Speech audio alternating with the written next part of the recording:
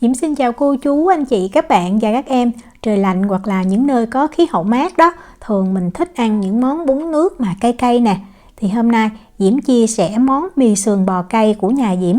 Cách nấu thì rất là đơn giản luôn. Nước lèo thiệt là thơm và cay nhẹ, thịt bò thì thấm gia vị, ngon lắm. Cách làm như thế nào thì bây giờ mình cùng vào bếp nấu món mì sườn bò cay này với Diễm nha.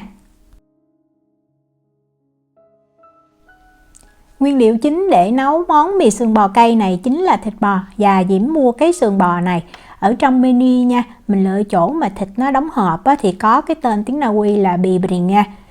Thịt này nó vừa có miếng xương và những cái phần thịt đó nó xen lẫn mỡ, vì vậy khi mà mình nấu nó mềm, nó không có bị khô, rất là ngon. Công thức này đó thì mình cần 1,5 kg nha. Bây giờ mình mang thịt đi mình rửa sơ. Diễm xả nước ra, khoảng 2 lít nước thì Diễm cho 1 muỗng cà phê muối, và mình nên rửa nước nhiệt độ phòng hoặc là nước ấm tí xíu ha, tại mỡ bò mà gặp lạnh thì nó sẽ đông, nó rít lại rồi mình rửa không có được sạch. Đó, mình cho hết thịt và mình rửa, và những cái phần xương đó nhiều khi nó dơ đó thì mình nhớ mình chà cho sạch nha.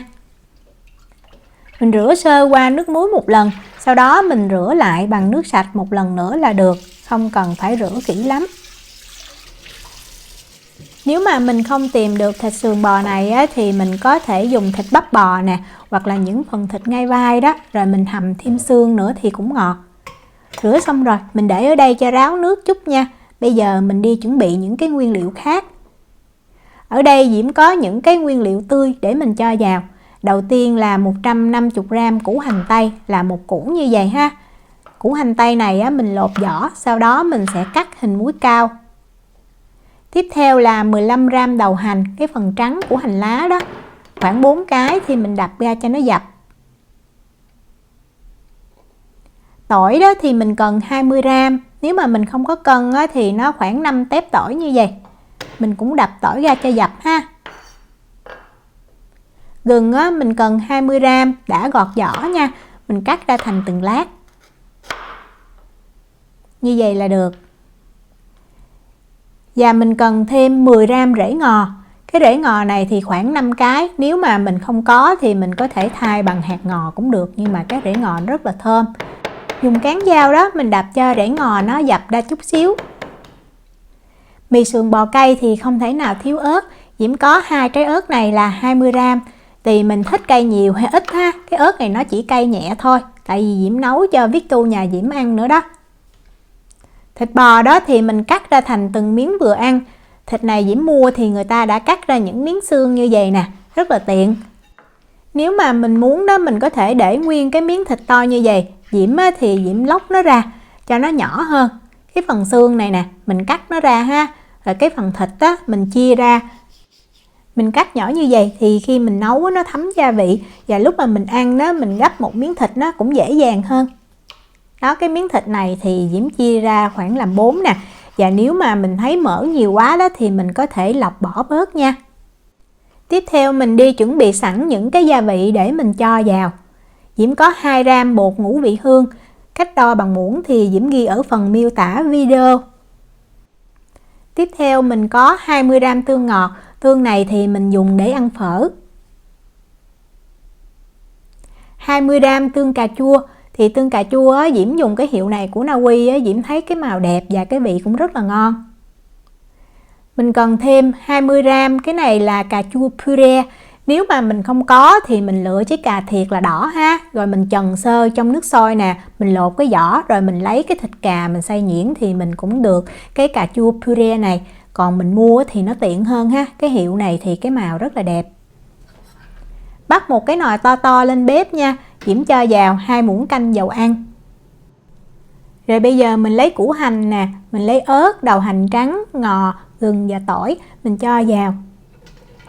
Mình để cái lửa lớn và bây giờ mình chiên cho những cái nguyên liệu này nó thiệt là thơm, và nó chuyển sang cái màu vàng nhạt tí xíu cũng được. Chiên như vậy thì khi mà mình cho thịt bò vào giúp cho thịt bò nó thơm, nó không có bị nghe cái mùi bò lắm.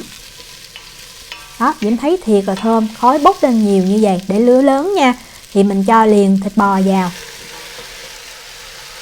Và bây giờ mình đảo sơ cho thịt bò nó không có bị dính ở dưới cái đế nồi đó. Nếu mà mình có cái nồi chống dính đó, thì mình nên dùng ha. Đó, Diễm đảo sơ thôi, nó vừa tái à. Bây giờ mình mới nêm nếm. Diễm cho vào đây 3 muỗng cà phê muối là 18 gram, 2 muỗng cà phê đường là 10 gram, và 2 gram tiêu nguyên hạt thì là 1 muỗng cà phê. Cái gia vị mình ướp như vậy cho nó đậm thì lúc mà cái miếng thịt bò mình ăn nó thấm rất là ngon. Mình đảo sơ tránh cho thịt nó bị cháy ở bên dưới. Rồi mình tiếp tục mình cho bột ngũ vị hương nè, tương đen ăn phở nè, này là cà chua puree, và tương cà chua vào. Nếu mà lúc mà mình cho đó mình thấy lửa nó lớn quá thì mình có thể hạ xuống lửa trung bình. Sau khi cho gia vị xong rồi thì mình tăng lên lửa lớn. Và bây giờ mình xào nha. Mình xào cho thịt nó săn lại thiệt là thơm. Và mình thấy là nó khô ráo, nó không có còn nước ha. Như vậy thì thịt nó thấm ngon lắm. Sau khi mà mình thấy nó đã săn lại như vậy rồi nè, lưu ý là đảo về bên dưới đế nồi nha, tránh cho nó bị cháy. Thì Diễm mới lấy nước Diễm cho vào. Cái lượng nước này thì mình nấu được khoảng 5 tô là 1,5 lít nước. Mì này thì mình không có ăn nước nhiều ha, mình chỉ chan xăm xắp cái mặt của mì thôi. Và cái nước lèo nó đậm hơn cái nước lèo bình thường. Đó, cho nước vào thì mình đảo bên dưới tí xíu, tránh cho thịt nó dính, nó bị cháy đó. Rồi bây giờ mình đợi cho cái nồi thịt này nó sôi lên. Nếu mà mình thấy có bọt đó thì mình dùng muỗng mình hớt sơ cái phần bọt thôi nha. Mình đừng có hớt hết cái phần dầu luôn, tại vì cái dầu này nó rất là thơm. Sau khi hớt bọt xong rồi á, thì mình lấy nắp mình đậy lại và mình sẽ hầm cho thịt nó mềm. Thì tùy mình thích thịt nó mềm như thế nào. Cái thịt này á, thì nhà Diễm lúc nào cũng hầm 2 tiếng, Diễm thấy rất là vừa ăn. Tức là nó mềm nhưng mà không phải là kiểu mềm mà mềm bở nha, mà mềm vẫn còn cái độ dai nhẹ. Để cái nồi thịt ở đây, bây giờ mình đi chuẩn bị rau cải. Ăn mì này á, thì mình cần cải thìa ha. Cái cải thìa này thì mình mua về xong mình rửa sạch thôi. Diễm mua ở trong tiệm Việt bên đây nè. Cái tên mà tiếng Anh á, thì nó gọi là Shanghai Pak Choi. Và mình mua một bịch như vậy á, nó 500 gram thì mình ăn đủ cho 5 tô luôn. Tiếp theo mình chuẩn bị thêm hành lá ha. Cái đầu hành trắng hồi nãy thì mình cho vào mình nấu chung với thịt đó. Còn cái phần xanh này thì mình cắt nhỏ thôi.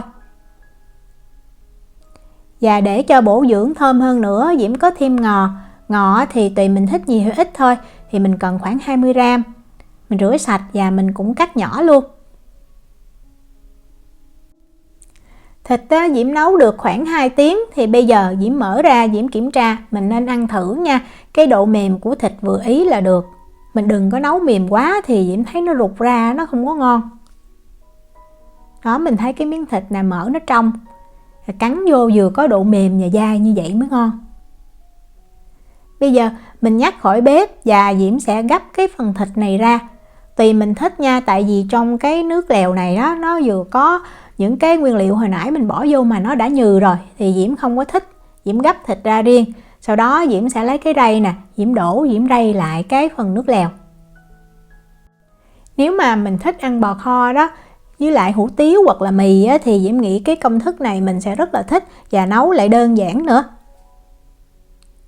Đổ nước ra xong rồi, bây giờ á, mình bắt lại trên bếp và mình nêm thêm tí xíu bột nêm gà vào nha.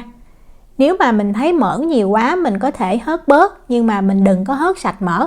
Tại vì mỡ cũng giúp cho cái nước lèo nó thơm và nó giữ cái nước lèo được nóng rất là lâu. Diễm nêm thêm vào đây 2 muỗng cà phê bột nêm gà là 8 gram. Cái gia vị nêm nếm này thì Diễm thấy rất là vừa ăn. Bích Tu nhà Diễm ăn mà đánh khen là cái nước lèo ngon nhất luôn đó mẹ. Còn nếu mà mình ăn lạc đó thì mình nêm 2,5 muỗng cà phê muối là được. Mì để ăn chung thì Diễm thấy ngon nhất là mì tàu. Nhưng mà nếu mà mình không có thời gian làm thì mình có thể mua cái mì sẵn này. Mì này thì Diễm thấy mình ăn được thôi chứ không phải thiệt là ngon. Nước sôi mình cho mì vào và mình trụng. Thời gian trụng mì là 3 phút, ở trên cái bao bì nó có ghi. Và khi trụng xong rồi thì mình đổ ra, mình không cần phải xả lại nước lạnh hay gì hết. Còn nếu mà mình tự làm được mì tàu hoặc là Diễm có chia sẻ công thức rồi đó, ngon hơn nhiều lắm. Cách làm thì Diễm ghi ở phần miêu tả video nha. Mì này trụng xong mình đổ nước ráo thì mình ăn liền ha. Diễm cho vào trong tô nè.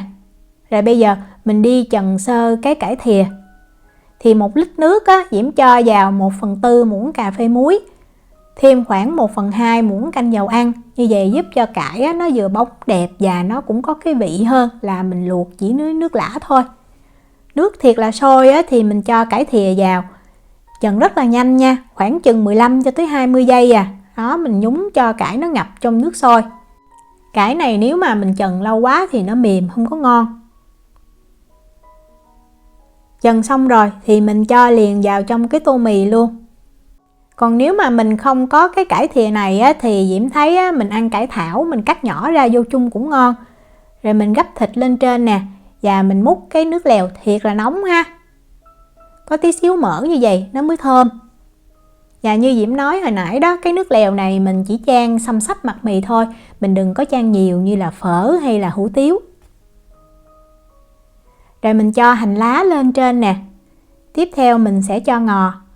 Cái thịt này thì Diễm thấy nó rất là ngon rồi, nhưng mà nếu mà mình muốn hấp dẫn hơn nữa thì mình có thể chấm thịt chung với lại tương đen tương ngọt ăn phở đó, và ớt sa tế hoặc là cái tương ớt ngọt này Diễm có chia sẻ cách làm rồi ở trong cái video xôi chiên ha, mình có thể xem.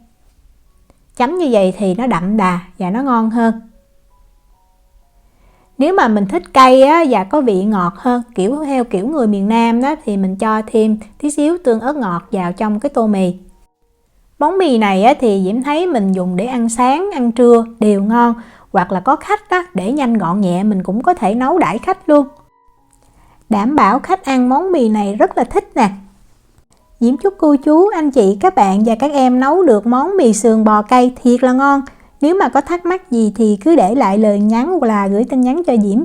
Diễm cảm ơn sự quan tâm theo dõi video rất là nhiều. Hẹn gặp lại trong những video tiếp theo. Chào tạm biệt.